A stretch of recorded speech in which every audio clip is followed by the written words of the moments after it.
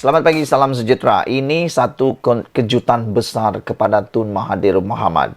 Saya rasa dengan apa yang dibuat ini, apa yang dilemparkan kepada Tun Mahathir ini, Tun Mahathir bolehlah tidur nyenyak senyenyak-nyenyaknya malam ini, dan jangan lagi buat apa-apa kenyataan yang berkaitan dengan perkara kontroversi tersebut.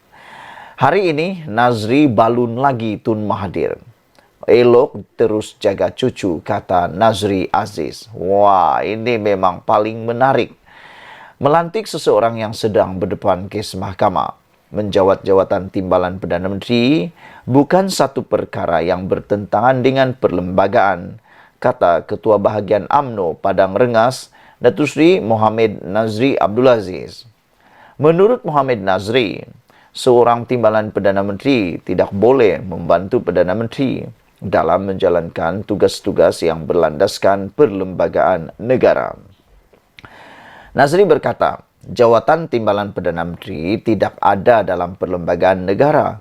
Sebaliknya, ia amalan politik yang bermula ketika negara ini mencapai kemerdekaan. Bagi mereka yang tak pernah tahu, saya nak bagi tahu anda pagi ini bahawa jawatan timbalan Perdana Menteri itu sebenarnya tidak pun tertulis dalam perlembagaan negara kita. Yang arti kata lain yang paling mudah untuk kita kata ialah timbalan Perdana Menteri ini boleh ada, boleh tiada. Kalau kamu ingat dulu zaman Muhyiddin Yassin, tidak ada lantikan Perdana Menteri.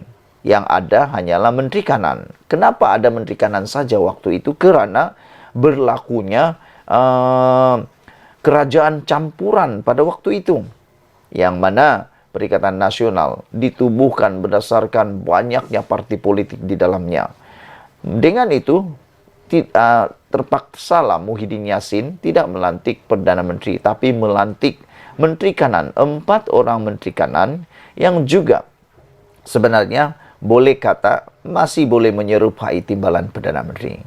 Dan untuk makluman kamu semua, timbalan Perdana Menteri ini tiada dalam perlembagaan Malaysia. Dan kalau kamu paling senang mau paham, tidak perlu ada pun boleh, ada pun boleh. Ia hanya menjadi amalan politik biasa yang telah pun diamalkan di negara kita sejak kita mencapai kemerdekaan.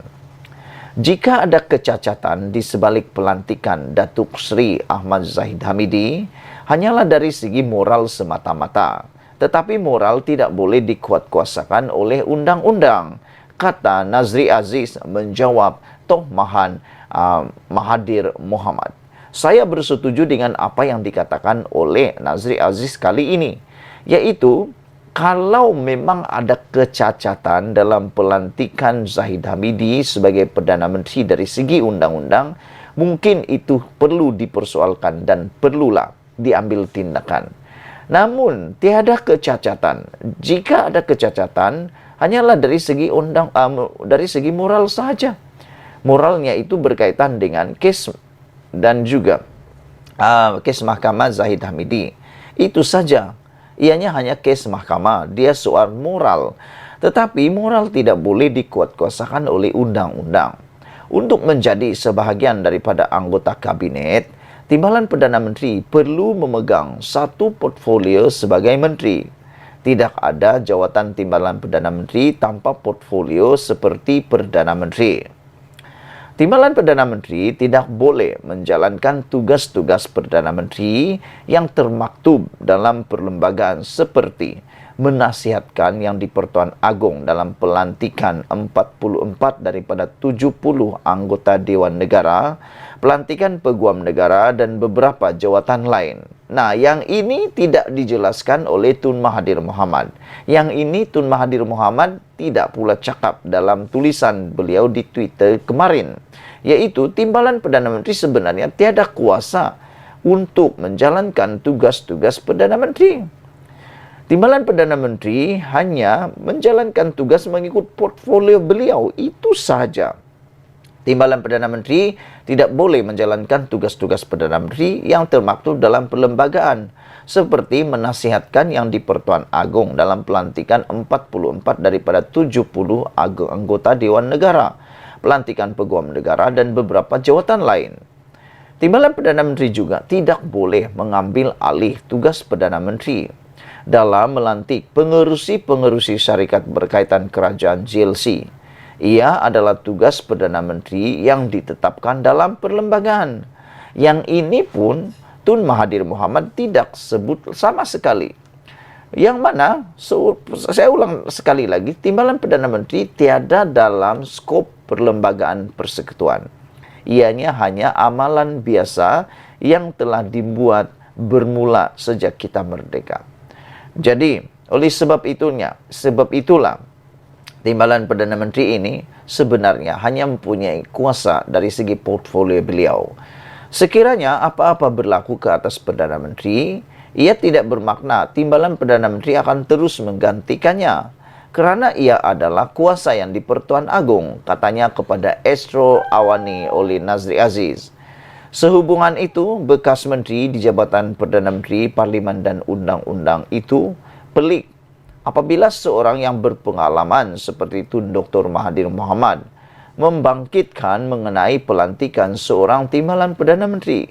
Saya pun pelik juga. Seperti juga Nazri Aziz, saya juga rasa pelik terhadap Tun Dr. Mahathir Mohamad. Kerana bukan sekejap Tun Mahathir Mohamad menjadi Perdana Menteri.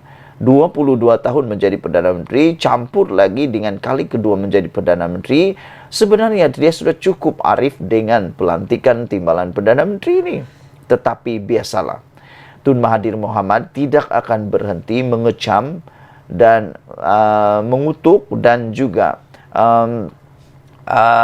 mencari titik kesalahan dalam pentadbiran Datuk Seri Anwar Ibrahim. Memang dia akan buat sehinggalah Datuk Seri Anwar Ibrahim bukan jadi Perdana Menteri lagi. Kata Nazri Aziz lagi, sebagai seorang yang sudah berpengalaman, Dr. Mahathir tentunya lebih memahami fungsi dan tugas-tugas Timbalan Perdana Menteri berbanding pihak lain. Dr. Mahathir sudah 2 kali menjadi Perdana Menteri. Kali pertama 22 tahun dan kali kedua 22 bulan. Beliau sepatutnya lebih memahami perkara ini. Dalam usia yang sudah lanjut, tidak perlulah ada dendam yang mendalam. Hiduplah dengan tenang, kata Nazri Aziz menasihati Mahathir Mohamad. Sekiranya mahkamah mendapati Zahid bersalah dalam kes yang sedang dibicarakan, beliau tentunya akan digugurkan daripada kabinet. Dr. Mahathir berkata beliau mau menjaga cucu buat masa ini dan saya rasa itulah sepatutnya beliau lakukan. Bukan lagi mencampuri urusan kerajaan, katanya lagi.